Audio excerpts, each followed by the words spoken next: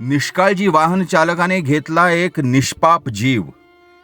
पुण्यातल्या कोंढवा परिसरात शनिवार 11 ऑक्टोबर 2025 रोजी रात्री घडला एक भीषण अपघात.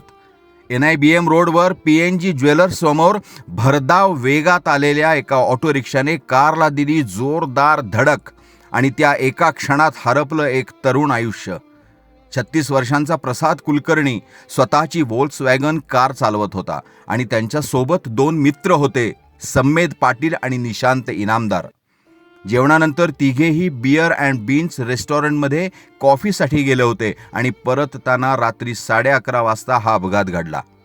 विरुद्ध दिशेने वेगाने येणारी एक ऑटो रिक्षा वाहतुकीचे सर्व नियम मोडत क्षणात कारवर आदळली. या धडकेचा परिणाम एवढा जबरदस्त होता की कारचं पुढचं दार अक्षरशः मोडून गेलं. या अपघातात प्रसाद कुलकर्णी यांच्या चेहऱ्यावर गंभीर दुखापत झाली आणि त्यांची जागीच शुद्ध हरपली. मित्रांनी त्वरित मदतीसाठी पोलीस ठाणे आणि रुग्णवाहिकेला फोन केला, पण रुग्णवाहिका वेळेत पोहोचली नाही. शेवटी मित्रांनीच प्रसादला रिक्षाद्वारे रुग्णालयात नेलं. रुबी हॉल क्लिनिकमधील डॉक्टरांनी तपासून त्यांना मृत घोषित केलं. या अपघातानंतर संपूर्ण परिसरात एकच खळबळ उडाली. साक्षीदारांच्या म्हणण्यानुसार रिक्षा चालक अति वेगात होता आणि कदाचित मद्यपान केलेलंही असावं.